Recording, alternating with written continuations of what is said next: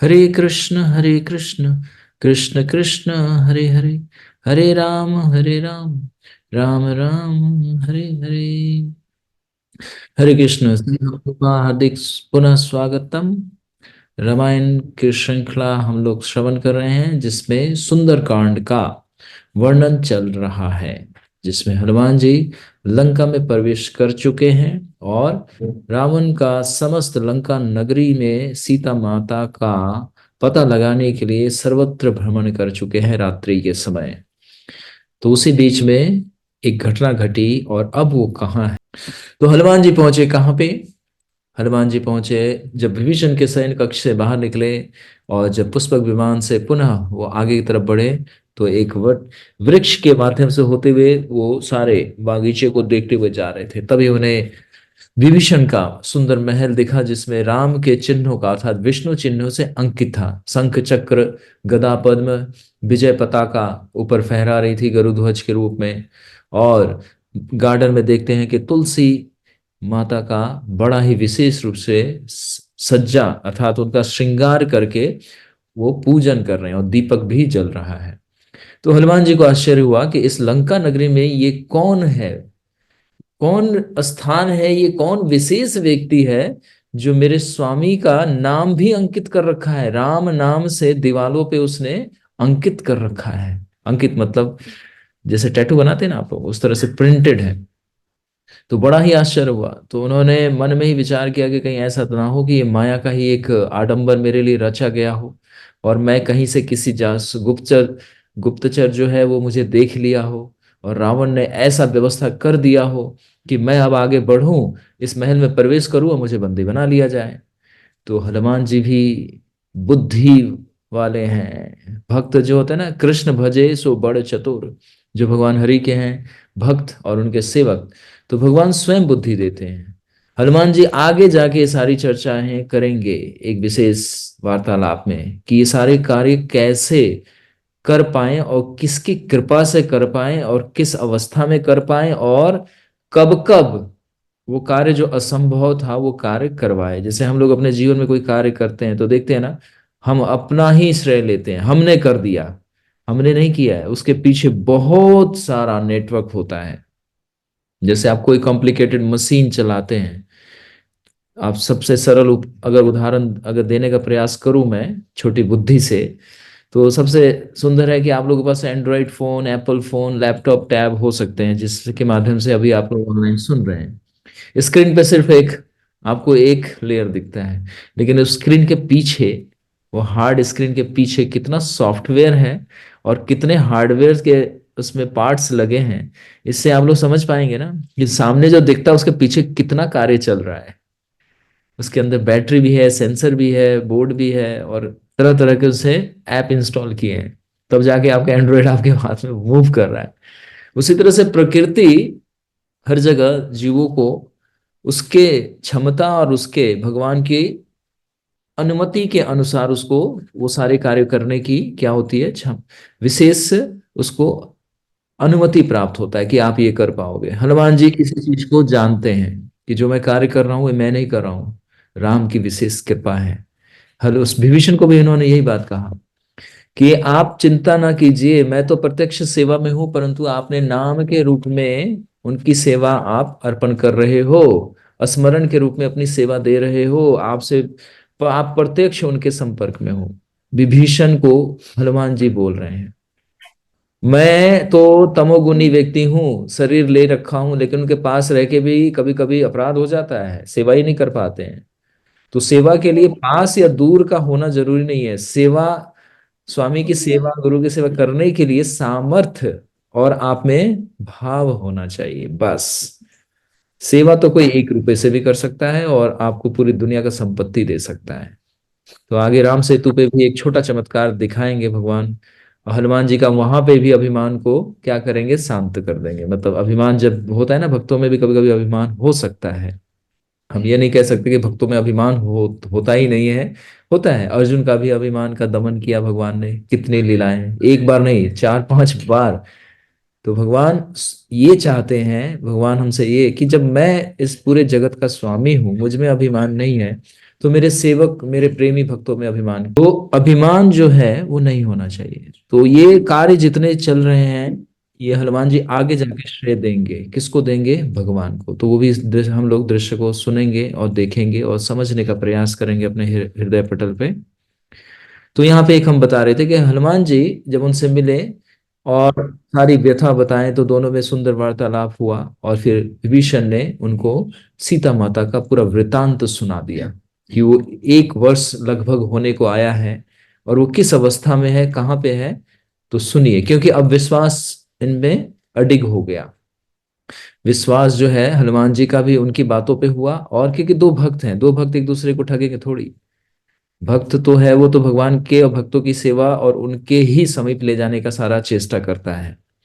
तो विभीषण ने क्या किया, हनुमान जी को वो मार्ग दिखा दिया कि अशोक वाटिका नाम का उद्यान है, और उसी उद्यान में सीता माता एक वट वृक्ष के नीचे, और किस तरह की सुरक्षा है ये हमने चर्चा किया था। तो सुरक्षा अभी आगे चल के हम देखेंगे। तो हनुमान जी अब जो है, अब जो हम पुनः वापिस आ गए, क्योंकि ये बीच में ये गैप था 1-2 कड़ियों का, कि जो वाल्मीकि रामायण में इस दृश्य का वर्णन नहीं हो पाया। तो अब हम ये तो कमेंट नहीं देंगे ना कि महर्षि वाल्मीकि जी ने क्यों ऐसा नहीं वर्णन किया। तो वो तो हनुमान जी ने आके उनको बता दिया कि कुछ लीलाओं का वर्णन किस रूप में करना है सरल भाषा में। तो इसीलिए रामचरितमानस का भी कलयुग के प्रारंभ में ही इसकी रचना करी गई। तो हनुमान जी को तो हम लोगों की भी जिज्ञासा थी बहुत सारी लीलाओं में। तो इसका हम लोगों ने जो ये विभीषण और भक्त हनुमान जो हैं उनका मिलन का जो दृश्य है वो रामचरितमानस में है, बल्कि महर्षि वाल्मीकि कृत रामायण में इसका अदृश्य रूप में चलता है। तो हमने ये आपको, क्योंकि आप लोगों की जिज्ञासा थी, तो मैंने भी थोड़ा सा अपनी छोटी बुद्धि से इसको समझ के आप लोगों के समक्ष इस लीला का भी क्या किया, उद्घाटन हो ही गया। तो अब हम आ जाते हैं पुनः उस दृश्य में जो निरंतर हमारे हृदय पटल पे चल रहा है। अब हनुमान जी एक वृक्ष पे बैठ के वो सारे दृश्य जो हमने पहले इस विभीषण वाले कड़ी से 2 कड़ी पहले हम जाके सुने, ये थोड़ा स्मरण करें तो याद आएगा कि दूर बैठी सीता माता को देख के वो मन में क्या क्या ग्लानि कर रहे हैं अर्थात दुख हो रहा है। तो अब वहीं से हम प्रारंभ कर रहे हैं। पवन नंदन इस प्रकार सीता को देख वो अत्यधिक विस्मय में दुखित, मतलब आश्चर्यचकित भी थे कि सीता माता जीवित भी हैं, और कैसे जीवित हैं अभी तक। जैसे ये कल वर्णन हमने, परसों हमने सुना था इस लीला को, कि राम के बगैर सीता एक पल भी, एक क्षण भी जीवित नहीं रह सकती, और सीता के बगैर राम भी। तो उसी दृश्य के लिए इनको आश्चर्य भी हो रहा है और दुख भी है। सामर्थ्य होते हुए भी अपना पराक्रम नहीं दिखा रहे हैं। तो इस सब में सुंदर शिक्षा है, समझते रहिए, सुनते रहिए। प्रशस्तो तो प्रशस्तव्यम सीताम ता हरिपुंगवा गुणाभिरामम रामम च पुनिश्रंताप रो अभवत। प्रशंसा करने योग्य सीता जी की प्रशंसा कर और गुण अभिराम श्री रामचंद्र के गुण गुण अनुवाद कर हनुमान जी फिर सोचने विचार करने लगे। तो जब उस पेड़ पे बैठे हैं और जब उन्होंने पूरे दृश्य को देख लिया कि किस तरह से सीता माता को घेरा लगाए, मतलब सराउंडिंग, राउंड अबाउट, पूरा गोल, मतलब कोई ऊपर से नीचे से किसी भी दिशा से कोई भी किसी भी प्रकार का जीव सीता माता के तरफ जा ना सके।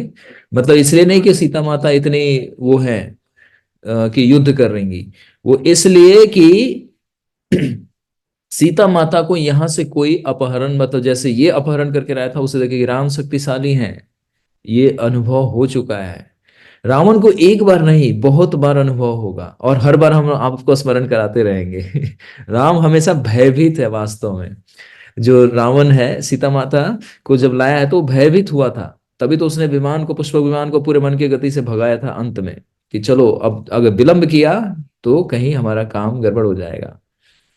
तो यहाँ पे वो अवगत है, क्योंकि लंका नगरी तो इसी की है और सारे राक्षस, पूरी सेना इसी की है, पूरी माया से पूर्ण है ये नगरी, पूरा आवरण इसी के नियंत्रण में है। फिर भी इतना भयभीत है कि इतनी रक्षा करे कि वो भी एक स्त्री के लिए जो छत्राणी भी नहीं है। अगर सीता माता की दृष्टि से हम, अगर हम लोग देखें उन उस दृश्य में, तो केकई माता को अगर कोई किडनैप करे तो समझ में आता है कि भाई ये तो अकेले ही सब पे भारी पड़ जाएगी, 10 लोगों को नहीं, ये लाखों लोगों को मौत के घाट उतार देगी। लेकिन सीता माता तो एक गृहिणी है, वो सरल एक स्वभाव की, बड़ी मृदुल स्वभाव की एक स्त्री है। तो उसकी रक्षा के लिए कितने व्यवस्था कर रखी है, सारे टॉप मोस्ट जो सिक्योरिटी गार्ड है सब लगा रखे हैं अशोक वाटिका में।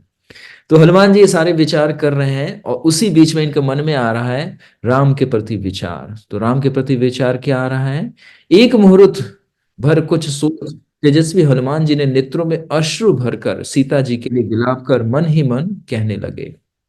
जैसे हम लोग कोई दृश्य को देखते हैं तो हमें जरा ग्लानि होता है ना कि ये दशा कैसी है। जब से कोई व्यक्ति अच्छे अच्छे उस पे स्तर पे हो, अच्छा जीवन व्यतीत कर रहा हो, सडनली उसके जीवन में कभी उतार चढ़ाव आ जाए, वो बिल्कुल ऐसी अवस्था में चला जाए कि उसको वस्त्र का, रहने का, धन का, भोजन का कोई साधन ना मिले, तो हमें मतलब हम उस व्यक्ति को हम जानते हैं कि भाई इसका पहले इसका कैसा जीवन था अब कैसा है। तो हम किसी किसी अवस्था में ऐसा हो जाता है कि हम चाह के भी कोई सहायता नहीं कर पाते, लेकिन भाव होता है। और कुछ लोगों में सामर्थ्य होता है फिर भी सहायता नहीं करते, तो ये गलत है। सामर्थ्य है तो सहायता करना है, क्योंकि ये भी आपकी उच्च गति को प्राप्त करने में सहायक बनता है। ये सब अगर आप लोग ग्रंथ पढ़ रहे हैं, सुन रहे हैं, तो अब तक तो सब चीज स्पष्ट रूप से समझ में आना चाहिए कि क्या कार्य करने से क्या प्राप्त होता है, क्या कार्य ना करने से नुकसान हो जाता है। डू एंड डोंट, ना करना भी है और करना भी है, तो नहीं करने वाले को भी अच्छे से समझ लेना चाहिए और करने वाले को भी अच्छे से समझना। तो हनुमान जी अश्रु भर करके उस चीज के लिए अपने राम को स्मरण कर रहे हैं। गुरुओं द्वारा सुशिक्षित श्री लक्ष्मण जी के ज्येष्ठ भ्राता, अब यहाँ पे डायरेक्ट राम जी क्यों नहीं बोल दिए, यहाँ पे लक्ष्मण के ज्येष्ठ भ्राता। ये सब शास्त्रों में जब शब्द आता है ना आगे पीछे, तो इसका कुछ बहुत मतलब गंभीर और बहुत ही इसका गूढ़ रहस्य बताया जाता है, जो हम यहां नहीं बताएंगे आपको, घबराइए मत। गुरुओं द्वारा सुशिक्षित, है ना, सुशिक्षित मतलब एक होता है शिक्षित और एक सु, जैसे ना सुमेध स, कृष्ण वर्णम त्रिविक्षा वर्णम संग पांगस्त पार्षदम यज्ञ ही संकीर्तन प्राय यजंती ही सुमेध स। सु शब्द यहां पे आया। सु, तो सु शब्द जो संस्कृत में आता है उसका मतलब होता है अति सुंदर, अति उत्तम, अत्यधिक, ये होता है इसके अर्थ हिंदी में। तो यहां पे आया क्या, सुशिक्षित। एक तो होता है एजुकेटेड, आप लोग इंग्लिश में अगर इसको समझे, एक होता है वेल एजुकेटेड एक होता है वेल क्वालिफाइड। ये सब इंग्लिश के शब्दों से आप लोग पकड़ लेंगे कि एक होता है एजुकेशन ले लिया है, एक होता है वेल एजुकेटेड है। जैसे कोई व्यक्ति कहता है ना I am not educated, I am well educated जैसे कोई कोई व्यक्ति, ये जनरली हम लोग थोड़े जो दंभ मारते हैं, थोड़े अहंकार से भरे रहते, तो वही ये बातों को बोलते हैं। कुछ लोग का बोलना ठीक है क्योंकि वो लोग डिजर्व करते हैं कि हाँ भाई हम सिर्फ पढ़ाई नहीं किया, हमने समझा भी है। जैसे आजकल के स्टूडेंट विद्यार्थी लोग क्या करते हैं, सिर्फ रट्टा मारते हैं। काला जो अक्षर है भैंस, उसको पकड़ लेते हैं अपने गले और दिमाग में, बस ना उसके अर्थ को जानते हैं, ना उसके भाव को जानते हैं, ना कुछ भी। तो इसको बोलते हैं रट्टाफिकेशन, कहते हैं ना रट्टाफिकेशन, मतलब सिर्फ रट के यहां से कॉपी करके वहां कर दो। तो मोरालिटी कहाँ से आएगी, चेंजेस कहाँ से आएगा, जब उसके मर्म को, उसके भाव को, उसके तात्पर्य को समझा जाएगा। इसीलिए देखते हैं ना तात्पर्य लिखा रहता है ग्रंथों में नीचे, जब हम लोग ग्रंथ पढ़ते हैं तो उस पे अनुवाद और फिर नीचे तात्पर्य लिखा रहता है। तो एक ही अनुवाद से ही क्यों नहीं समझ जाते, क्योंकि हम लोग कलयुग के क्षुद्र बुद्धि वाले जीव हैं। तो अनुवाद का अर्थ है कि इसमें ये सारांश है, अब इसको समझने के लिए आप नीचे पढ़िए, तो उसका तात्पर्य मतलब अब इसका अर्थ ये है। समझ पा रहे हैं आप लोग। तो वेल एजुकेटेड, तो यहां पे जो मैं बोलने जा रहा हूं, सुशिक्षित का मतलब है कि सिर्फ शिक्षा नहीं लिया उन्होंने, बहुत अच्छे से शिक्षा ग्रहण किया है। जो कि एक हर एक साधक को, हर एक विद्यार्थी को अपने गुरु से सिर्फ शिक्षा ग्रहण नहीं करनी चाहिए, बहुत सुंदर तरीके से उस शिक्षा को ग्रहण करना चाहिए, क्योंकि जीवन में दोबारा नहीं मिलेगा। ब्रह्मांड भ्रमते कौन भाग्यवान जीव, गुरु कृष्ण प्रसादे पाए भक्ति लता बीज। प्रसादे का मतलब है शिक्षा, प्रसादे का मतलब है वो मार्ग, प्रसादे का मतलब है भक्ति। यहाँ पे अगर मैं आपको वर्णन करूं तो बहुत सारा चीजें हम समझ सकते हैं। तो सुशिक्षित का मतलब होता है कि सिर्फ शिक्षा नहीं, जो हम लोग चर्चा करते हैं संस्कार, इसका व्यवहार सीखना, तो वो सिर्फ गुरु ही सिखा सकता है, जो कि आपका संबंध उस गुरु से उस हृदय के स्तर तक है तब, नहीं तो नहीं। चाहे जितना प्रयास कर लीजिए वो ज्ञान हृदय में स्फुरित नहीं होगा। इसीलिए दिव्य ज्ञान हृदय प्रकाशिता, दिव्य ज्ञान दिमाग प्रकाशिता, दिव्य ज्ञान, है ना, आपके वाणी प्रकाशिता नहीं होगा। दिव्य ज्ञान हृदय, हृदय में वो प्रकट होता है।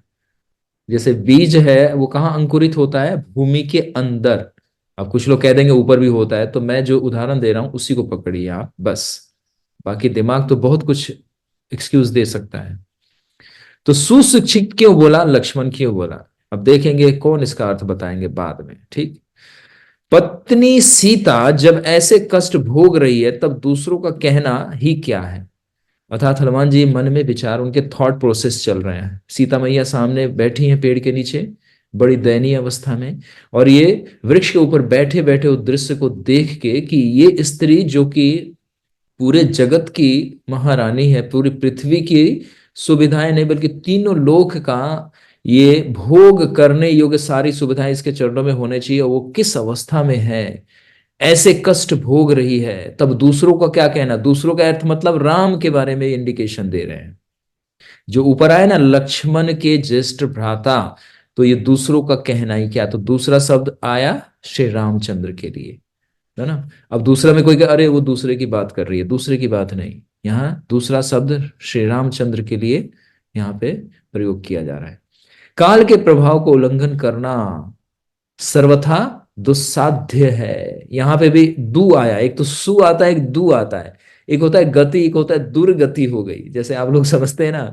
देखिए शास्त्रों में एक एक शब्द का कितना सुंदर तरीके से ना उसका अर्थ होता है। हम लोग को पहले ग्रामर पढ़ाया जाता था, वो सिर्फ रटाया नहीं जाता था। आजकल स्कूल कॉलेज में रटाया जाता है। पढ़ ले, डराया धमकाया जाता है, पढ़ ले नहीं तो फेल हो जाएगा, पढ़ ले नहीं तो फेल हो जाएगा। बच्चा पहले स्वयं अपनी परीक्षा देने के लिए क्या रहता था, उद्यत रहता था, एक्साइटेड रहता था, बिल्कुल उसमें लालसा होता था कि मुझे परीक्षा देना है, क्योंकि वो अपना परीक्षण खुद करना चाहता है। परीक्षा देने का मतलब नहीं है गुरु परीक्षा, वो तो गुरु तो लेंगे ही लेंगे, उनका तो अधिकार है परीक्षा लेने का। और ज्यादातर लोग स्टूडेंट फेल ही होते हैं जो वैदिक टाइम में ज्यादातर स्टूडेंट फेल होते हैं, एक दो ही बिरला निकलता है उसमें से जो परीक्षाएं पास करता है। तो इसीलिए हर समय सावधान रहना चाहिए। इसीलिए गुरु मुख पद्म वाक्य चित्तते करिय है क्या, ये सब लाइनों का अर्थ अगर कनेक्ट किया जाए तो ये हम लोग विषय वस्तु में अगर प्रवेश कर जाएं तो शायद पूरी रात्रि हम यही चर्चा करते रह जाएंगे। तो कहने का अर्थ है यहाँ पे एक आया शब्द दुस्साध्य, मतलब एक साध्य है एक दुस्साध्य है। तो दु शब्द का मतलब है बड़ा ही दुर्गम, कठिन, डिफिकल्ट, ऑलमोस्ट इम्पॉसिबल, इसको बोलते हैं दू। जैसे सु, पता है ना, सु, सु शब्द का मतलब क्या, उत्तम, बहुत सुंदर से, बहुत अच्छे से। तो उसी तरह से दुस्साध्य है मतलब ये दुस्साहस। दुस्साध्य का मतलब यहां पे कैसे समझेंगे कि राम के लिए जो ये सह रहे हैं ना वो पीड़ा, वो मतलब सामान्य व्यक्ति के लिए नहीं है। जैसे कोई कष्ट हम सहते हैं वो एक सामान्य व्यक्ति नहीं सह सकता। इसीलिए भगवान अपने भक्तों को सहन शक्ति ज्यादा देते हैं। विनम्रता का अर्थ क्या है, सहना, सहन शक्ति अत्यधिक होना। तो ये सबका अलग अलग होता है। अगर आप अगर अर्थशास्त्र में पढ़ें या अन्य पुराणों से अगर समझना चाहें तो इसके लिए सबका अलग अलग है। सहना किसको कितना सहना है, किस तरह लेवल पे सहना है, सबके लिए अलग है। तो भक्तों के लिए क्या है कि हर परिस्थिति में जब परिस्थिति विपरीत हो और मन उद्विग्न हो तो सहन शक्ति को हमें आश्रय लेना चाहिए, और भगवान ही वो कृपा देते हैं। सब में नहीं होता। जैसे क्रोध को सहना होता है, उसको कहते हैं ना नियंत्रित, नियंत्रित तो कोई नहीं कर सकता। नियंत्रित करेगा तो वैसे ही है कि बिने बिना घोड़े का लगाम पकड़ लिया घोड़े का कान, और आप उसको कंट्रोल करके दिखाओ जरा, उठा के फेंक देगा आपको। लेकिन सहना, तो सहने का जो सहन शक्ति होता है वो सिर्फ अध्यात्म शक्ति से ही आता है। इसीलिए सहना, जैसे अभी सर्दी को हम सह रहे हैं, गर्मी को हम लोग सहते हैं, दुख जब कोई शरीर में पीड़ा हो जाए तो उसको सहन कहते हैं, उसी को सहन कहते हैं। मतलब आप उसका निदान नहीं कर सकते लेकिन अब सहना पड़ेगा आपको। तो भौतिक संसार में ये प्रकृति जो कष्ट देती है या जो हमारे कर्मों का जो स्वभाव घूम के वापिस आता है, तो जब हम कुछ कर नहीं सकते तो क्या करते हैं, सहन करते हैं। इसीलिए इसको विनम्रता शब्द को समझिए कि सहन क्या है। वर्षाकालीन गंगा की तरह अन्य नदियों का जल आने पर भी यह क्षोभ को प्राप्त नहीं हो रही है। क्या कहने का था ये सीता माता के लिए। ये जो मैं पढ़ रहा हूं, अर्थात ये हनुमान जी के मन के जो अंदर विचार उत्पन्न हो रहे हैं ना सीता माता और राम के प्रति, जब दोनों को देख रहे हैं तो दोनों याद हो रहे हैं। यहाँ पे तो हनुमान जी प्रत्यक्ष रूप से जो देख पा रहे हैं सीता माता का, लेकिन उनके स्मरण शक्ति में कौन बसा है? राम। सचमुच स्वभाव, भय, चरित्र, कुल और शुभ लक्षणों में सीता जी श्री रामचंद्र जी की भार्या होने योग्य है और वो इनके योग्य पति हैं। तो क्या कह रहे हैं, मतलब प्रेम का जो हम चर्चा कर रहे थे ना कि वास्तविक प्रेम क्या है, ये है वास्तविक प्रेम कि दोनों एक ही कष्ट को सह रहे हैं और दोनों में उतनी ही उत्कंठा है एक दूसरे के प्रति। प्रेम ये नहीं कि एक तरफा वन साइड लव नहीं होता, वो लव नहीं है, वो स्वार्थ है। टू साइड लव जो कहता है ना कि एक जो इधर है वो उधर ही उतना ही प्रेम होगा। तो हनुमान जी क्या कह रहे हैं कि ये योग्य पत्नी है किसके लिए? श्री राम के लिए। और श्री राम के लिए ये योग्य भार्या है। और उसी तरह से सीता के लिए एक योग्य वर कौन है? राम। तो दोनों एक दूसरे के लिए मतलब योग्य वर और वधु है, मतलब एक दूसरे के लिए बने हैं, जैसे कहते हैं ना एक दूसरे के लिए बनना। तो यहाँ पे प्रेम का क्या पराकाष्ठा होता है कि कष्ट किस स्तर तक सहा जाए और क्यों सहा जाए, किस लिए सहा जाए, किसके लिए सहा जाए, तो ये है। तो भगवान के लिए हम लोग भी तो मान ला जब भक्ति में आते हैं तो देखते हैं बहुत सारी तपस्याएं, बहुत सारी साधना, क्यों? शुद्धिकरण है। अब बिना साधना और बिना कष्ट के क्या भगवान नहीं मिलते? बहुत लोग प्रश्न पूछते हैं। तो इसका उत्तर इसी में छुपा हुआ है, आपको समझ में आ जाएगा अगर थोड़ा सा बुद्धि लगाएंगे कि भक्ति का मतलब सब कुछ blissful, chant and be happy. तो सब लोग मुस्कुरा रहे होंगे, हम लोग यही बोल के बुलाया गया इधर, चैंट एंड बी हैप्पी, हरे कृष्णा जपिए, खुश रहिए। और अब आप लोगों को पता चल रहा है खुशी कितनी महंगी है। तो समझते रहिए इस चैंट एंड बी हैप्पी में क्या छुपा हुआ है। तदंतर स्वर्ण स्वर्ण अंगों वाली लक्ष्मी जी की तरह लोक लोक नंदिनी दायिनी, लोक आनंद दायिनी, लोक नंदिनी नहीं, लोक आनंद दायिनी, लोक आनंद दायिनी अर्थात जो पूरे जगत को अपने आनंद से परिपूर्ण कर दे। जैसे लक्ष्मी जी, लक्ष्मी जिसके पास आती है तो देखते ना कितना वो फूले नहीं समाता, लक्ष्मी।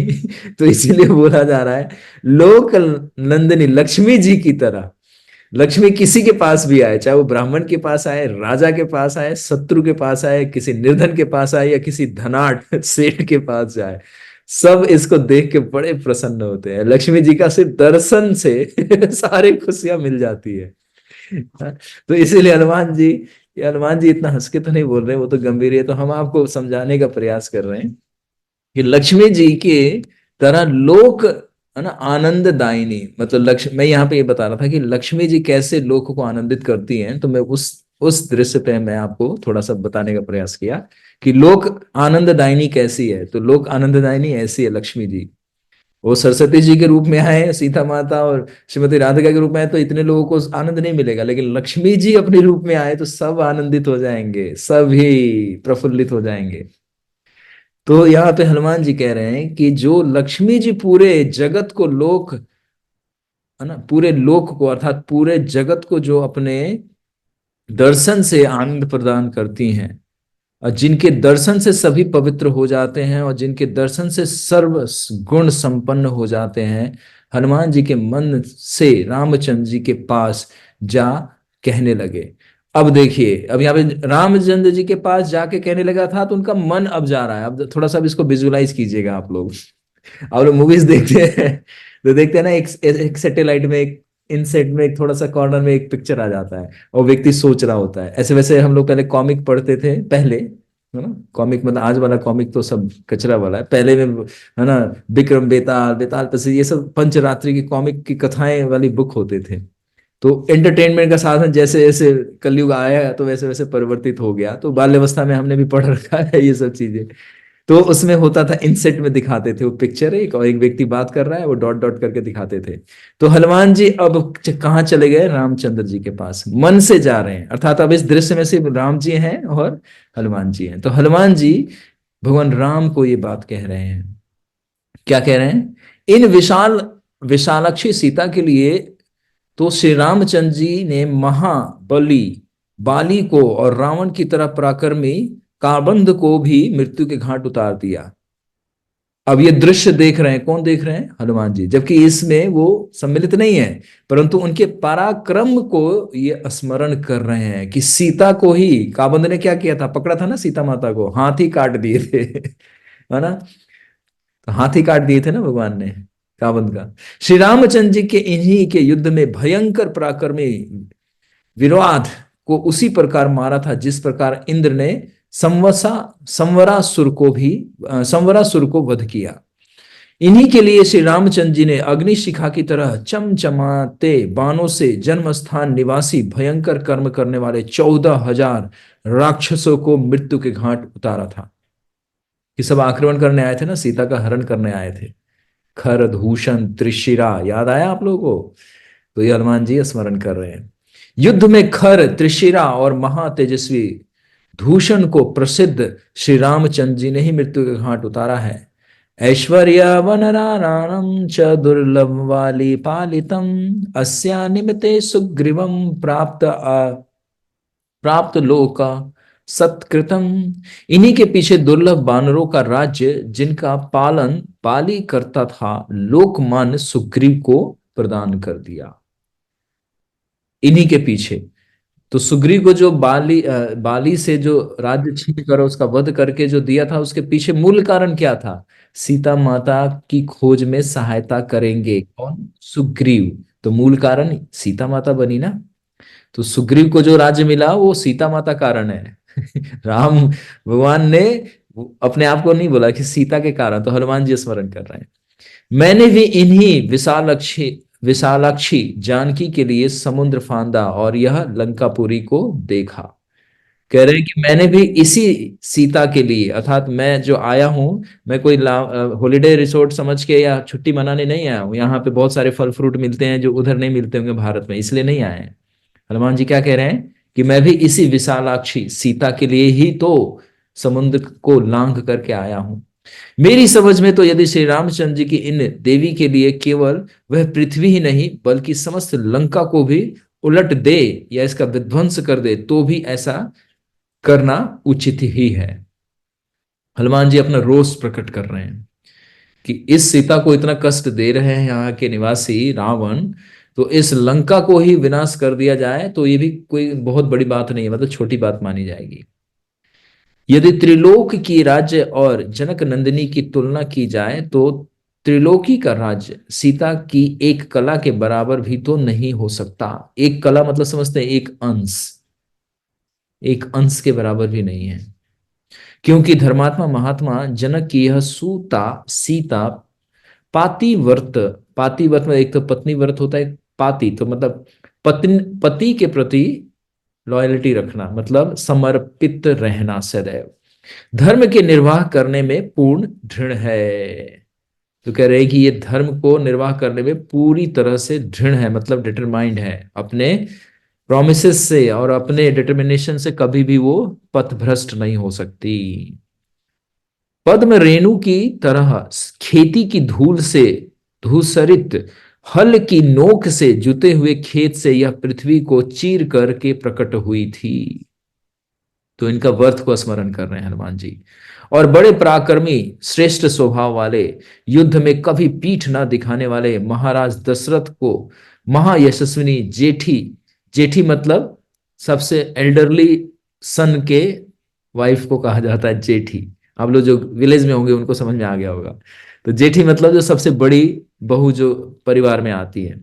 जेठी पुत्र वधू हैं क्योंकि राम सबसे ज्येष्ठ पुत्र थे ना चारों भ्राता में, इसलिए।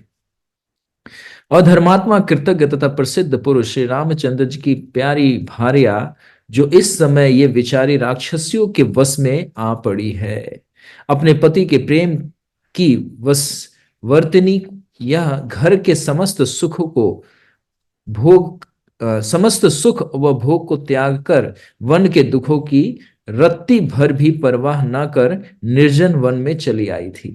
तो हनुमान जी अब वो सारा स्मरण कर रहे हैं सीता की वो दशा को देख के कि ये वही स्त्री है जो पूरे जगत के सम्राट की पत्नी, जो कि पूरी सुविधाओं से अयोध्या में जो महलों में जो सुविधा मिलती थी वो एक क्षण में त्याग के आ गई थी वन के कष्ट को सहने के लिए। तो ये भी प्रेम का ही सूचक है। प्रेम कहाँ कहाँ है? तो देखिए रामायण में हर जगह प्रेम दिखेगा आपको। हनुमान भगवान राम ने कहा था कि जंगल का जीवन जीना आपने कभी नहीं सीखा है। आप पली बड़ी हो बिल्कुल अपने पिता के संरक्षण में और सारी सुविधाओं के बीच में। हम तो गुरुकुल गए थे तो हमने जंगल का जीवन सीख लिया था कैसे जिया जाता है, लेकिन तुम्हारी तो कोई ट्रेनिंग ही नहीं हुई है।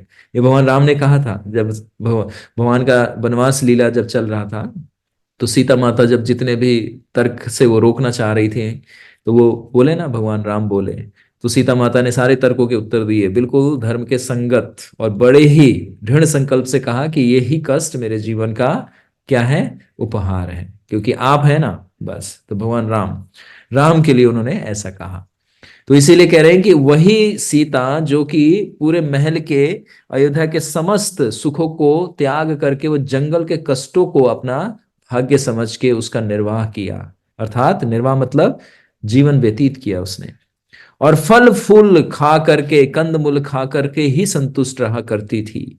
पति की सेवा पूर्ण तत्परता से करती हुई घर की तरह वन में भी वो प्रसन्न रहा करती थी। मतलब उनको इतना भी दुख नहीं रहता था कि मैं महल से कहाँ पे आ गया। अब जैसे कोई व्यक्ति फ्लैट में रह रहा हो, बहुत बढ़िया सा एकदम, बहुत ही टॉप क्लास का उसको फैसिलिटी मिला हो, और सबसे पॉश एरिया में रह रहा हो, उसको बोल दो कि जाओ तुम स्लम एरिया में रहो, वो कहेगा क्यों, पागल है क्या?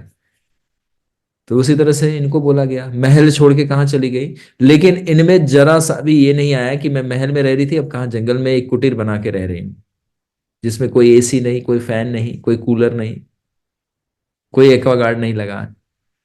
कहाँ से जल भर के लाना होता था? और सीता माता जाती भी थी। जब भगवान राम और लक्ष्मण जब जंगल से कंदमूल और लकड़ियों को इकट्ठे, फलों को इकट्ठे करने के लिए जाते थे, तो माता सीता सारा किचन का सामान तैयार करती थी, बर्तन मांजती थी, सब करती थी। मिट्टी के बर्तन होते थे, आप लोग कभी सोचे सोने का स्वर्ण पात्र होगा वहां पे। तो जल भी लाती थी, ये हमने वर्णन सुना था। जल भी मटके से भर के लाती थी सीता माता। तो सोचिए इनका कार्य नहीं था, जहां पे लाखों दासियां इनके एक सिर्फ इशारे मात्र से सारी सेवाएं करती हैं, तो वो कैसे कार्य कर रही हैं। तो ये सब कहने का अर्थ क्या है कि सीता माता का वो त्याग स्मरण कर रहे हैं कि इसने भगवान राम के लिए अर्थात अपने पति के लिए कितना इन्होंने अपना सर्वस्व त्यागा है। रावण द्वारा सताई हुई इस सुशीला जानकी को देखने के लिए श्री रामचंद्र जी उसी तरह उत्सुक हैं जिस तरह से पौशाला देखने को प्यासा उत्सुक हुआ करता है। पौशाला मतलब समझते हैं, जहाँ पे ड्रिंकिंग वाटर रहता है, मटका या पौंड या कुआ या तालाब समझ सकते हैं। जैसे प्यासे व्यक्ति को जब प्यास लगता है ना, तो उससे कुछ नहीं सूझता है, बस पानी कहाँ है। तो इसीलिए वो प्रेम का बताया गया सूचक कि जिस तरह से एक प्यासा व्यक्ति सिर्फ जब प्यास लगे तो उसको सिर्फ जल की ही आवश्यकता होती है, और किसी अन्य तत्व दे दीजिए, पेट्रोल दे दीजिए, भाई जल से महंगा है, ले लो पी लो इसको, वो कहेगा नहीं जल चाहिए। तो यहाँ पे क्या है, एक एकत्व मतलब एक ही तत्व, एक ही व्यक्ति विशेष पे केंद्रित है। निश्चय ही इनकी पुनः पाकर श्री रामचंद्र जी वैसे ही प्रसन्न होंगे जैसे खोए हुए राज्य को प्राप्त करके एक राजा पुनः प्रसन्न होते हैं। माला चंदन आदि के सुख भोगों से वंचित और बंधु बांधवों से रहित यह जानकी श्री रामचंद्र जी से मिलने की लालसा से ही प्राण धारण किए हुए हैं। तो ये भी हमने चर्चा किया था कि इन्होंने आत्महत्या क्यों नहीं कर लिया दुष्टों के बीच में जाके। तो प्राण धारण इसीलिए किया है क्योंकि राम को कष्ट ना हो। ना ये तो राक्षसियों को और ना फले फूले इन वृक्षों की ओर देखती है, ये तो एकाग्र मन से कंवल अर्थात श्री रामचंद्र जी के ध्यान में ही मग्न है। अर्थात वो देख रही है इस दृष्टि से पृथ्वी की तरफ, वो राक्षसियों को या फल फ्रू या वहां की सुंदरता को नहीं निहार रही है। जो उनके मन में एकमात्र राम का ही चिंतन चल रहा है। ये कौन देख रहे हैं? हनुमान जी।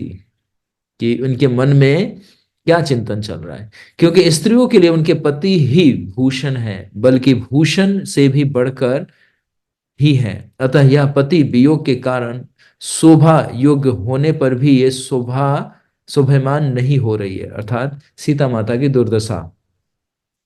इनके पति श्री रामचंद्र जी इनके वियोग में भी जीते हैं, और जो सचमुच यह बड़ा दुष्कर कार्य कर रहे हैं। अब बताए ना, एक तो सामान्य कार्य, एक दुष्कर मतलब ऑलमोस्ट इम्पॉसिबल है। जो व्यक्ति प्रेम समझ गया है, वही इस शब्द को समझ पाएगा, और वही प्रेम जो करता है वही वियोग को समझ पाएगा।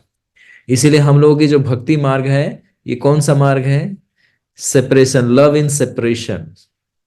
गोप जो ब्रज का जो प्रेम है, लव इन सेपरेशन है।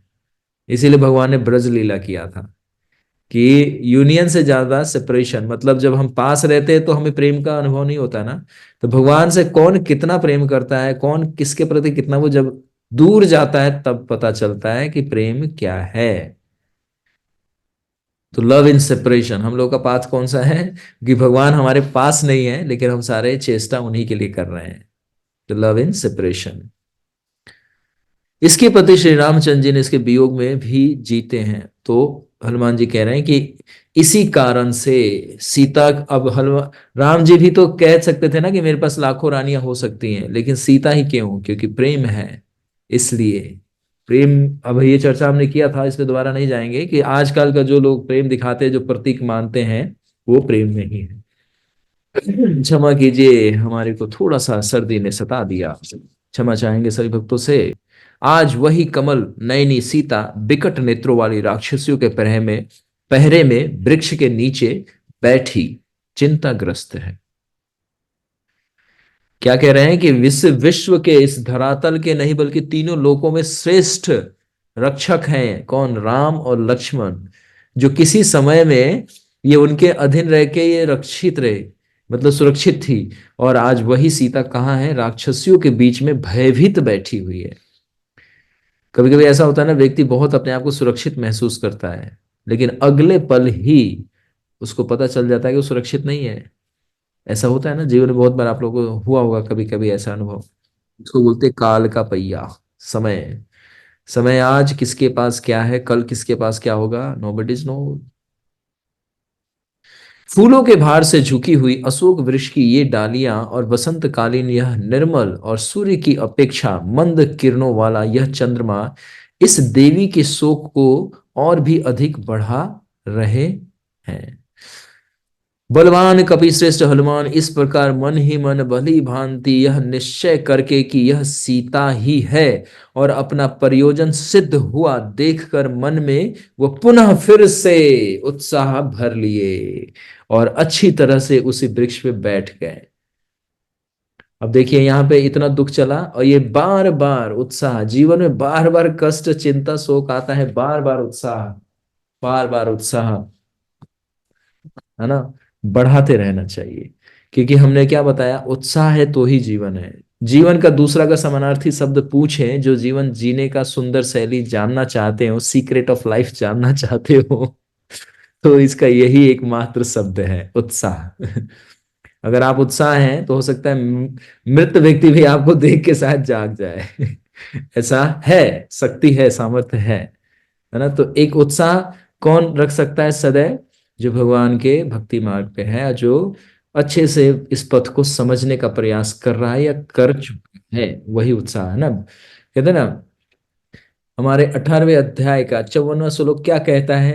कौन बताएंगे? चलिए, आप क्विज पूछ लिया हमने आपसे। 18वें अध्याय का 54वें श्लोक में क्या है? 18 चैप्टर 54 वर्स भगवत गीता।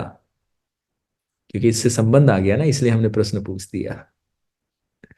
किसी को याद नहीं है, सबको एक एक जति समा सर्वेषु भूतेषु मद भक्ति लभते पराम, मद भक्ति लभते पराम। ब्रह्म भूत, ब्रह्म भूत का मतलब टॉप मोस्ट, वो लाइफ को समझ चुका है, वो ज्ञानों में सर्वोच्च ज्ञान को प्राप्त कर चुका है, वो मेरा भक्त होता है। जो प्रसन्न आत्मा, मतलब सदैव हैप्पी रहता है, वही व्यक्ति उत्साहित, उसी को कहते हैं उत्साहित, उत्साह से भरा हुआ है। आप किसी भी परिस्थिति में देखोगे वो बिंदास रहेगा। कहते हैं ना, कृष्ण भक्त सदैव बिंदास और माया भक्त सदैव उदास।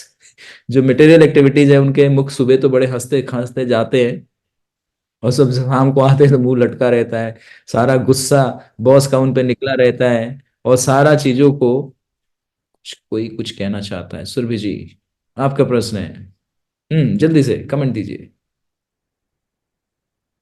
हैंड रेस किया है, गलती से हुआ है या कोई आपका जिज्ञासा है? जल्दी। ओके। हरे कृष्णा प्रभु जी, दंडवत प्रणाम। धन्यवाद। जितने भी भक्त हैं वो तो सब वियोग की स्थिति में अपने भगवान से तो प्रसन्न कैसे रह सकते हो उस स्थिति में? वो तो दुखी रहेंगे प्रभु। पूछ दिया आपने, आते हैं, रुक जाइए, थोड़ा सा प्रतीक्षा कीजिए, आते हैं, आपके प्रश्न हमने सुन लिया, अभी इसको थोड़ा पूर्ण करते हैं इस दृश्य को, फिर आते हैं प्रश्न। हमें मुझे लगा कि आप इसमें कुछ ऐड ऑन करेंगे, ओके, प्रतीक्षा कीजिए, उत्तर देंगे आप। तो यहाँ पे इस सर्ग में अंत में क्या हुआ, हनुमान जी ने सीता माता का पूरा जो उनकी दयनीय स्थिति थी उसको भी स्मरण किया, और फिर पुनः हनुमान जी राम जी के भी, जो कि इस समय में उपस्थित नहीं है, लेकिन उनकी पूरी दुर्दशा जो अभी तक उन्होंने दुर्दशा शब्द तो गलत से निकल गया, उनकी जो दशा थी वो भी दयनीय है। दयनीय हम इसलिए बोल रहे हैं क्योंकि हम समझ पाएंगे, भगवान कभी दयनीय नहीं हो सकते, भगवान कभी दरिद्र नहीं हो सकते, भगवान कभी रोते हुए नहीं दिखेंगे। आई थी ना पार्वती जी परीक्षा लेने, भगवान ने तुरंत प्रणाम करके बोल दिया कि पार्वती जी आप इस रूप में क्यों प्रकट हुई, आप जाइए, शिव जी आपका वेट कर रहे हैं। तो भगवान को पता चल गया कि भगवान है वो अभिनय कर रहे हैं, लीला कर रहे हैं, हम मूर्खों को और हम जीवों को कल्याण आनंद देने के लिए, कल्याण प्रद शिक्षा देने के लिए। तो हनुमान जी उस दृश्य को देख रहे हैं, और हनुमान जी देख रहे हैं कि राम की क्या स्थिति है वहां पे, और सीता की भी वही स्थिति है। तो बार बार इस घटना का चिंतन होकर उनको बड़ा ही शोक और बड़ा ही संताप हुआ। संताप मतलब हृदय में उनको वास्तव में दुख महसूस हुआ। जैसे हम किसी प्रियजन को कोई कष्ट में देखते हैं तो वास्तव में हमें दुख होता है, और कभी नेबर को देखते हैं जो हमारे से थोड़ा सा द्वेषी होता है तो हम बड़े खुश होते हैं। ऐसा लगता है जैसे कि जून और जुलाई में आपको किसी ने, है ना, मटके से बिल्कुल शीतल जल निकाल के दिया हो कि ये लीजिए पीजिए, आपके लिए जल है। ऐसा हमें दूसरे को दुख मिल के, दूसरे को दुख को देख के हमें प्रसन्नता मिलता है। तो वास्तव में वो क्या है, वो अनुभव नहीं है। तो हनुमान जी के हृदय में जो क्षोभ अर्थात जो दुख उत्पन्न हुआ दोनों को, लेकिन तुरंत अब फिर पुनः उत्साह भर लिया अपने हृदय में, क्योंकि अब जो कार्य करने जा रहे हैं अब वो अति सराहनीय है, और जो अब करना चाहिए एक भक्त को, एक स्वामी के सेवक को। तो अब अगले दृश्य में हम क्या देख रहे हैं कि हनुमान जी ने अब विचार किया और अच्छे से बैठ गए। क्यों? क्योंकि अब पूरा रात्रि व्यतीत तो हो चुका है, तो कहीं मैं गलती से गिर ना जाऊं, निद्रा ना आ जाए। तो हनुमान जी ने अच्छे से पकड़ बना ली इस वृक्ष के ऊपर, और बड़े तैयारी से बैठ गए हैं। तो अब क्या करेंगे, तो अब सुनिए। उस समय कुमुद पुष्प की तरह निर्मल चंद्रमा निर्मल आकाश में कुछ ऊपर चढ़ वैसे ही शोभित हुआ जैसे नील जल वाली झील में हंस शोभित होता है। निर्मल प्रभा वाले चंद्रदेव अपनी चांदनी से हनुमान जी को सहायता करते हुए उनकी अपनी शीतल किरणों से हर्षित करने लगे। आप समझ रहे हैं, यहाँ पे चंद्रमा का भी बड़ा रोल है। हमने आपको इसका रहस्य बताया था, दिखाया था, ये वर्णन है, हमने अपनी तरफ से नहीं बताया, ये वास्तव में वर्णन है कि चंद्रदेव को भी सेवा भाव आया कि एक भक्त की सेवा की जाए। क्यों? क्योंकि वो भगवान की सेवा कर रहा है। तो ये भाव भी होना चाहिए ना। हनुमान जी के देखिए देवता कर रहे हैं, चंद्रदेव है ना, यहाँ पे तो एक बानर के रूप में देखिए हनुमान जी को, अभी उस रूप में मत देखिए जो कि वास्तव में जो है वो अभी एक बानर के रूप में है। वो बानर किसकी सेवा में आया है? अपने स्वामी भगवान राम की सेवा में। तो कौन सहायता कर रहा है? चंद्रदेव। चंद्रदेव अपने शीतल के माध्यम से, अपने शीतलता के माध्यम से, अपने प्रकाश की छटा के माध्यम से वो सहायता कर रहे हैं कि इनको शरीर में स्फूर्ति बनी रहे। जैसे सूर्य की किरणें हमारे शक्ति को छिन्न करता है, उसी तरह से चंद्र की किरणें हमारे शक्ति को ऊर्जा प्रदान करती है। समझ पा रहे हैं आप लोग? तो आपको अनुभव नहीं है तो कभी पूर्णिमा के चांद को देखिएगा, आपको देखते के साथ समझ में आ जाएगा कि शक्ति का वर्धन कैसे हो रहा है। और कभी जून जुलाई में 12 से 2 के बीच में दमकता चमकता सूर्य को सामने से सिर्फ 1 मिनट देख लीजिएगा आपको पता चल जाएगा दोनों में क्या अंतर है और दोनों का क्या प्रभाव है। तो उसी तरह से सूर्य और चंद्र का अपना अपना एक जो रोशनी है उसकी एक आभा है और उसकी एक विशेषता है। तो यहाँ पे चांदनी के रूप में, अर्थात चांदनी कहने का अर्थ है कि चंद्र की जो रोशनी है उससे वो हनुमान जी को सेवा दे रहे हैं कि यह भक्त आया है भगवान की सेवा के लिए। तो कहा जाता है कि जो भक्ति मार्ग पे है देवता भी सहायक बन जाते हैं, देवता भी सहायक बन जाते हैं और देवता भी नमन कर ले रहे। तो जैसे कुछ लोगों का होता है ना कि हम शिव जी को छोड़ दिए, दुर्गा माता को छोड़ दिए, है ना, और अन्य देवताओं को छोड़ दिए, ऐसे बोलते छोड़ दिए, तो छोड़, आप कभी पकड़े नहीं थे कि कभी छोड़ सकते हैं उनको, अब वो छूटने वाले नहीं है, आप उनको छोड़ दीजिए, वो नहीं छोड़ने वाले हैं। तो ऐसा कभी नहीं होता। वो यही धैर्य रखते हैं कि कब आप हरि की तरफ जाएंगे, ताकि हम भी आपकी सहायता करें। तो देवता लोग और देवी लोग भी उस भक्त की सहायता और आराधना करते हैं। तो गोप कुमार की कथा में ये सब हम लोग सुनेंगे आगे। तो यहाँ पे हम एक बात बता रहे थे कि चंद्रमा जो है वो हनुमान जी की सहायता के लिए अपनी रोशनी को और क्या किया, शक्ति से आवेशित करके, ऊर्जा से आवेशित करके हनुमान जी को अपनी सेवा दे रहे हैं, ताकि इनको कोई थकावट ना हो शरीर में। निर्मल प्रभा वाले चंद्रदेव अपनी चांदनी से हनुमान जी को सहायता करते हुए उनको अपनी शीतल किरणों से हर्षित करने लगे। हनुमान जी ने चंद्रमा के सहारे चंद्रमुखी सीता को देखा। अब जैसे आप लोग टॉर्च मारते हैं ना, टॉर्च मारते हैं अंधेरे में, कोई पर्टिकुलर चीज को ढूंढते हैं तो टॉर्च वहां पे जाके रिफ्लेक्ट करता है, अच्छा है वो वहां पड़ा है। तो रोशनी कैसे चंद्रदेव है वो अपने थोड़ा सा एंगल बदले होंगे, अब हम ऐसे ही आपको समझाने के लिए बोल रहे हैं। अभी तक अंधकार के रूप होने की वजह से सीता माता स्पष्ट रूप से नहीं देख रही थी, लेकिन जब विश्वास हो गया और सब चीज बिल्कुल डिट्टो हो गया कि हाँ ये सीता माता है, तो चंद्रदेव ने कहा कि इस भक्त को दर्शन कराना चाहिए, है ना, इस भक्त को है ना दर्शन कराना चाहिए, क्योंकि इतना परिश्रम करके आया है। आप लोग कभी कभी जाते हैं ना धाम यात्रा में, सच्चे हृदय से मन में रखते हैं, तो वास्तव में कभी कभी भक्तों के साथ ऐसी घटना होती है, कुछ ना कुछ उनको अनुभव हो जाता है कि भगवान का ये लीला स्थली है। और कितने लोगों को तो भगवान किस रूप में आके दर्शन दे के चले जाते हैं, उसी को अनुभव होता है, और किसी अन्य को नहीं। 100 लोग हो सकते हैं, लेकिन एक को, बिरला ही होगा जो ये सब अनुभव कर लेता है। तो उसी तरह से अब यहाँ पे चंद्रदेव कह रहे हैं कि हनुमान जी को इस माता का दर्शन तो करा ही देना चाहिए, इतना परिश्रम किया इसने। तो क्या किया, सूर्य देव ने चंद्र देव ने अपने रोशनी अर्थात चांदनी की आभा को और बढ़ा दिया, मतलब एंगल ही घुमा दिया। अब सीता माता के दिव्य कांति वाले शरीर को उन्होंने प्रकट कर दिया। जैसे आप लोग चंद्रमा की रात्रि में देखते होंगे, तो 10 बजे 11 बजे इतना आपको थोड़ा रोशनी हल्का हल्का सा दिखता है, लेकिन जब चंद्रमा पूरे आसमान में खिल जाए मतलब उदित हो जाए, तो आप देखते हैं ना पूरा ऐसा लगता है जैसे किसी ने हेलोजन जलाया हो। तो इस दृश्य को समझिए, चंद्रमा ने अपनी रोशनी से सीता माता को पूरा प्रकट कर दिया। तो हनुमान जी देखकर अत्यधिक प्रसन्न हुए और हाथ जोड़कर पुनः नमन करा। हनुमान जी ने चांदनी के सहारे चंद्रमुखी सीता को देखा अर्थात दर्शन किया। उस समय सीता के दर्शन मारे शोक से, दशा मारे शोक से वैसे ही हो रही थी जैसे कि अधिक बोझ से लदी हुई नाव की जल में, अर्थात मतलब उनके शरीर में जरा सा भी प्राण या शक्ति का कोई समावेश नहीं दिख रहा था। अब स्पष्ट रूप से देख रहे हैं हनुमान जी, अभी अपनी स्थिति नहीं बदले हैं, लेकिन चंद्रदेव की सहायता से अब सीता माता का स्पष्ट रूप से दर्शन कर पा रहे हैं।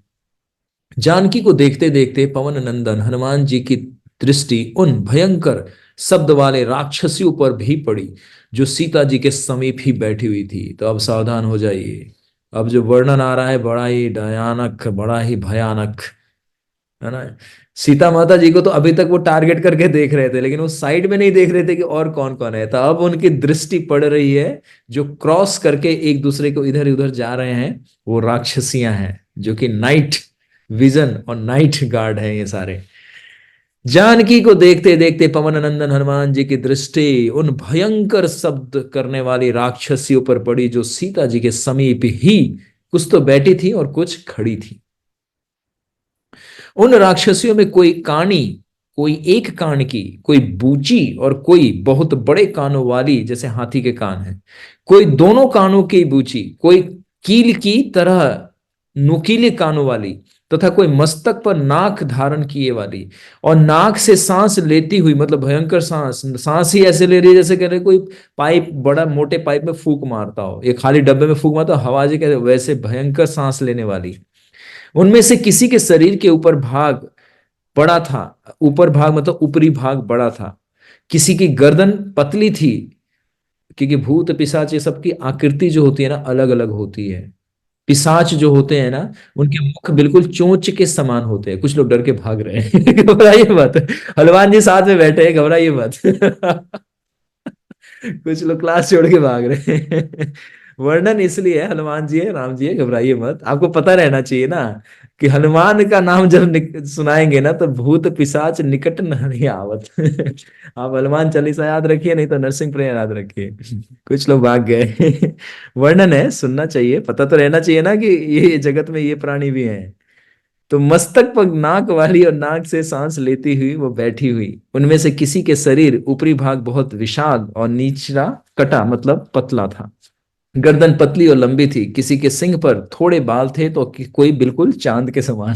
चांद मतलब बिल्कुल गंजा, बिल्कुल बाल्ड। किसी के शरीर पर इतने रोम थे मतलब भालू जैसे, और किसी पे तो बिल्कुल भी नहीं थे, मानो कंबल ओढ़े हों। कुछ कुछ तो ऐसे थे मतलब बिल्कुल रिच की तरह। किसी के लंबे लंबे कान और लंबे कपाल थे, मतलब किसी का माथा बहुत चौड़ा था।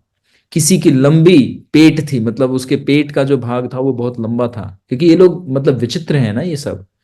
किसी के लंबे होठ थे, किसी के मोटे होठ, जो आप लोग एनिमेशन या सीरियल में देखते हैं ना विचित्र तरह से बने हुए। तो ये लोग तो उतना नहीं एनिमेट कर पाते और इतना वो कल्पना के दुनिया में ही रह जाते हैं, वो देखने को देखेंगे। यहाँ पे आप लोग थोड़ा सा इसको सीन को समझेंगे तो आपको स्पष्ट दिख जाएगा कि कैसी राक्षसियां होंगी यहाँ पे। किसी के लंबे होठ थे और किसी के होठ ही नहीं थे, मतलब विचित्र तरह से थे। तो इस तरह से वर्णन है। चलिए इतना वर्णन काफी है, वरना कुछ लोग और भाग जाएंगे क्लास छोड़ के। कोई नाटी, कोई लंबी, कोई कुबड़ी और कोई विकटाकार मतलब बड़े विशाल आकृति वाली थी। कोई बौनी भी थी, मतलब छोटे हाइट की भी थी। भयंकर रूप वाली, कोई टेढ़े मुड़े मुख वाली, कोई पीले नेत्रों वाली तो कोई विकृत मुख वाली, कोई टेढ़े और अंगों वाली, किसी के हाथ पैर भी ऐसे टेढ़े मेढ़े थे। कोई पीले रंग की थी, मतलब पीले रंग की मतलब उसके शरीर की कांति ही पीला था। कोई काली तो कोई सदा, मतलब सादा मतलब वाइट, बिल्कुल सफेद रंग की, जैसे आप गीदड़ उधर देखते हैं ना भूरे रंग का, उस तरह का मान लीजिए। कोई क्रुद्ध में रहने वाली, मतलब किसी के स्वभाव से पता चल रहा था कि ये क्रोध में रहने वाली है। उनमें से लोहे का बड़ा शूल और कोई कांटेदार मुगदर हाथ में लिए चारों तरफ भ्रमण कर रहा था। किसी का मुख भयंकर जैसा, किसी का हिरण जैसा, किसी का शार्दुल जैसा तो किसी का भैंसे जैसा, किसी की बकरी जैसी तो और किसी का स्यारिन जैसा। स्यारिन मतलब सियार की स्यारिन, समझ गए, फीमेल सियार। किसी के पैर हाथ जैसे, किसी के ऊंट जैसे, मतलब कोई लंबे, मतलब विचित्र विचित्र तरह से। जैसे आप लोग अगर भागवत पुराण सुने होंगे तो जब दक्ष का जब यज्ञ का विध्वंस हो रहा था तो जिसमें भूत पिशाच की जो सेना चली थी ना, उसका वर्णन याद आ रहा है, ये बिल्कुल वैसा ही है। उसमें किस तरह से सब चल रहे थे ना, तो ये सब कौन होते हैं? ये सब शिव जी के गण होते हैं, मतलब शिव जी ही इनको आश्रय देते हैं, इसीलिए। और कोई देवता इनसे दूर भागते हैं, सभी शिव जी आश्रय देते हैं। कोई एक हाथ तो कोई एक पैर वाला, किसी के कान गधे जैसे और किसी के घोड़े जैसे। तो मतलब यहाँ पे पूरा वर्णन है किस किस तरह से वहां पे थे। तो हम इतने डिटेल में नहीं जाएंगे क्योंकि इनका सुंदरता हमें नहीं भा रहा है, हमारे भक्तों को नहीं भा रहा है।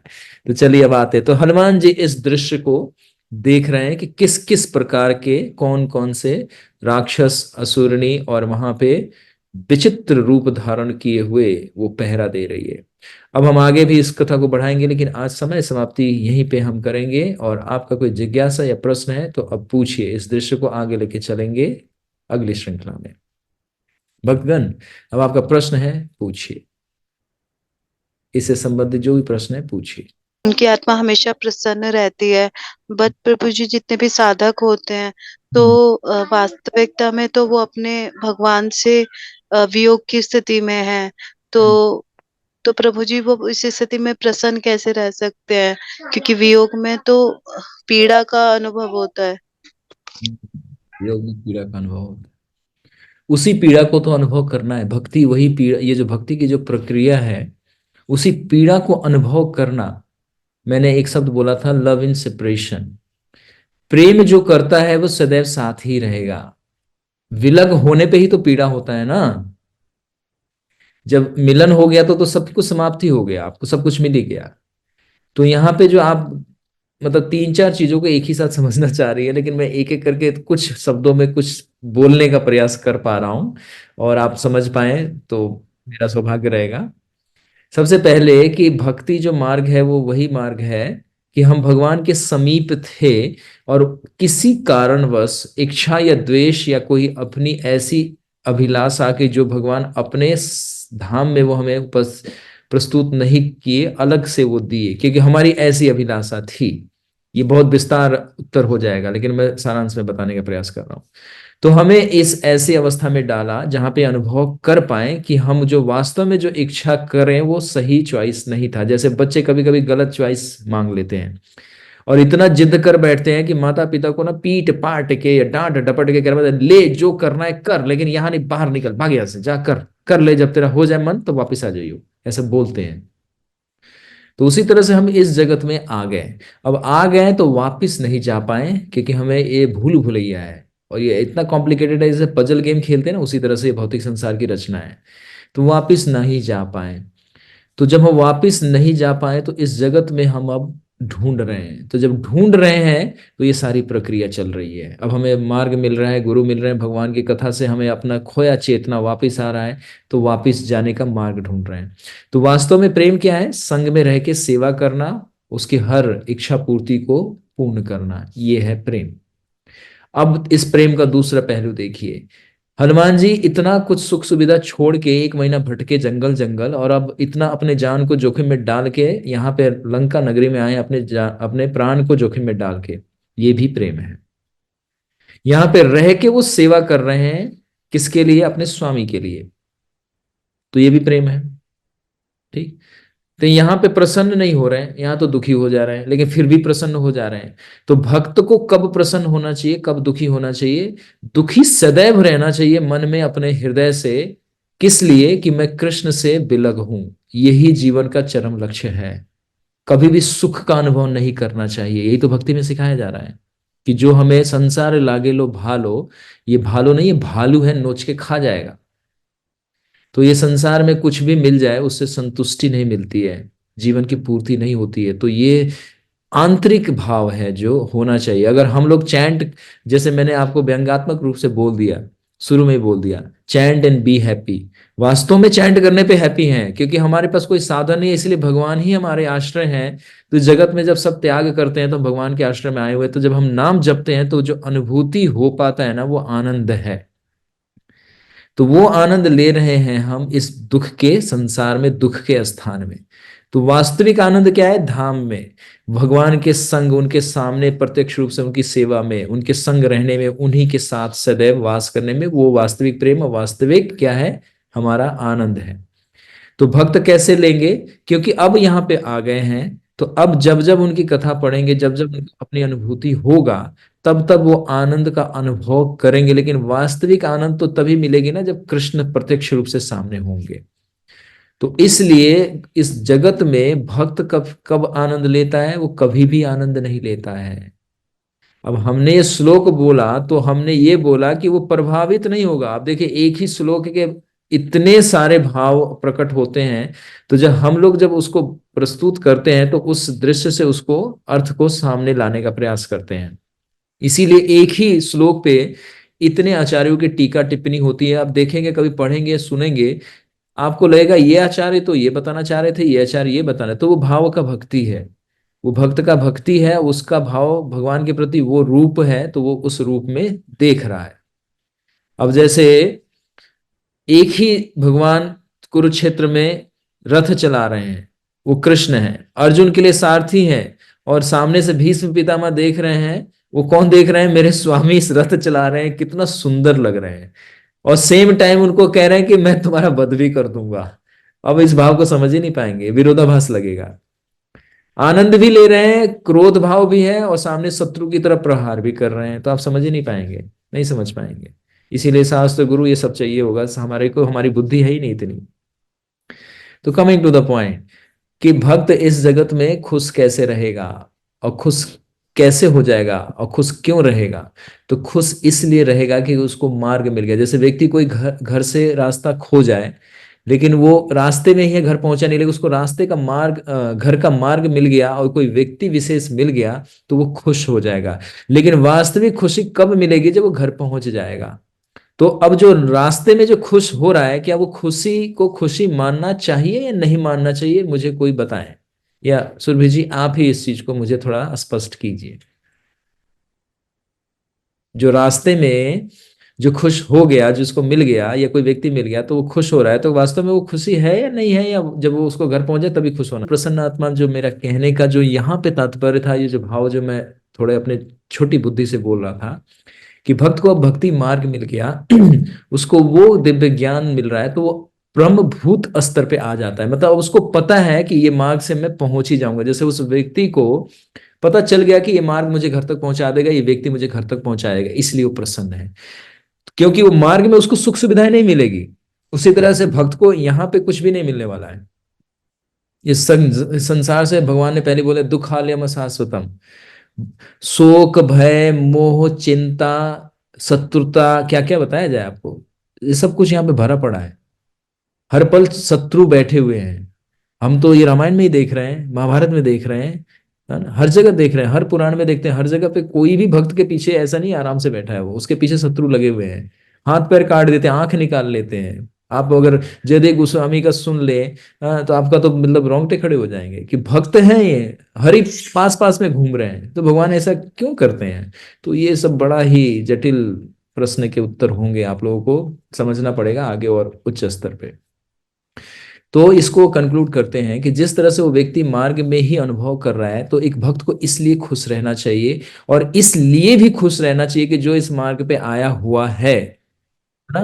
भक्त वैसे बताएं आपको, वास्तविक जो भाव है भक्ति का, उदासीन रहता है। अगर आप भक्त के गुणों का आपने अगर चर्चा कभी सुना हो, तो उदासीन, हमेशा वो उदासीन रहता है इस जगत को देख के, जैसे आचार्य लोग होते हैं। लेकिन आचार्य लोग आंतरिक रूप से ब्रह्मभूत पे होते हैं, क्योंकि उनको पता है वो कार्य करने आए हैं यहाँ पे, लेकिन जीवों की दशा देख के, जीवों की उनकी भाग्य को देख के, उनके कर्मों को देख के वो सदैव उदासीन हो जाते हैं। तो आप कैसे समझेंगे कि वो ब्रह्मभूत प्रसन्नात्मा है या है ना उदासीन प्रसन्नात्मा है, नहीं समझ पाएंगे। तो इसीलिए उदाहरण से मैं आपको स्पष्ट करने का प्रयास किया कि जैसे खोया व्यक्ति को मार्ग मिल गया तो प्रसन्न होगा, तो भक्त को यहाँ पे प्रसन्नता आंतरिक रूप से रखना चाहिए और बाह्य रूप से गंभीरता रखनी चाहिए। तो वो तो प्रैक्टिकल हम लोगों को सभी को अनुभव है जीवन में। तो इस तरह से हमें समझना है कि इस जगत में जो भक्त प्रसन्न होते हैं, तो वो आंतरिक रूप से रहें, और वो भगवान का चिंतन और भगवान के धाम का प्राप्ति का जो अनुभव हो रहा है, वो प्रसन्नता का अनुभव करते हैं। लेकिन वास्तव में प्रसन्न वो तब होंगे जब नित्य भगवान को वो प्रत्यक्ष रूप से प्राप्त कर लेंगे, तब जाके वो प्रसन्न हो जाएंगे। आई होप कि मैंने एक दो आंसर दे दिया। अब इसमें कुछ अभी भी डाउट है तो पूछिए, क्योंकि आप ही का प्रश्न थोड़ा सा लंबा है ये उत्तर। सुरभि जी, आपको स्पष्ट हुआ या नहीं, तो जी अभी प्रभु जी, जी प्रभु जी, स्पष्ट है। स्पष्ट है। हाँ, तो जी प्रभु जी। इसलिए भी रहना चाहिए, मैं ये बताने का प्रयास कर रहा था कि अन्य को इससे प्रेरणा मिलता है। अन्यथा भक्ति में अगर आंसू बहाते रहे तो कोई भी नहीं आना चाहेगा। इसीलिए आचार्यों की जीवनी हम ज्यादा नहीं सुनाते, क्योंकि आप लोग फिर भाग जाएंगे सुनेंगे तो, क्योंकि वो भक्त हैं, वो दिखाते हैं हमारे कर्मों के फल को कि देख लो जीवन में ये करने का ये सब परिणाम आता रहता है।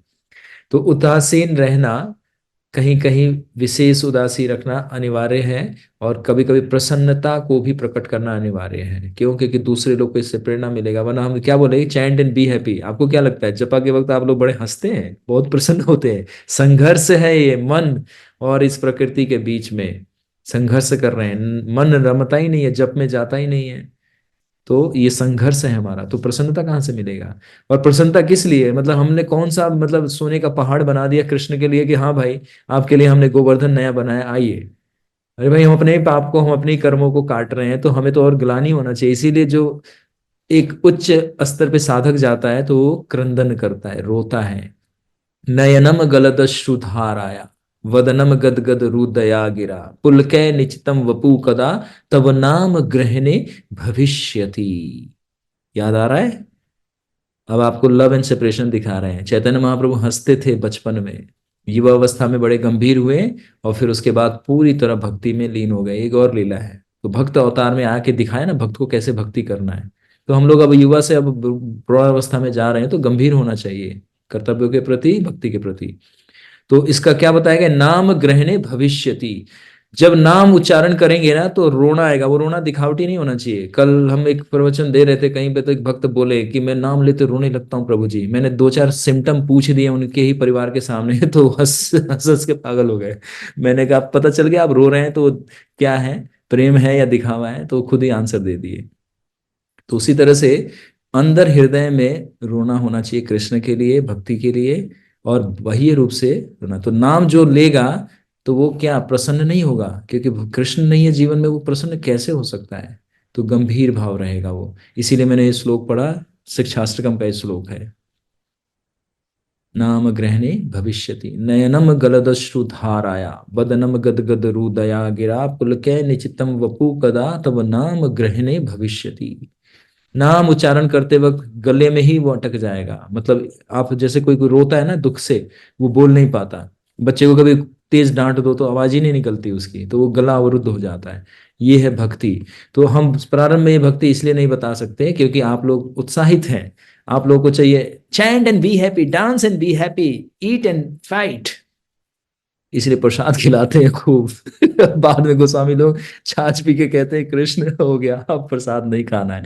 महाप्रसाद मिलता है तो एक कण लेते हैं और जीवा पे रख के कृष्ण को स्मरण करके कहते हैं आपकी असीम कृपा की इतना ही मेरा जीवन का सौभाग्य है कि इतना कृपा मिल गया।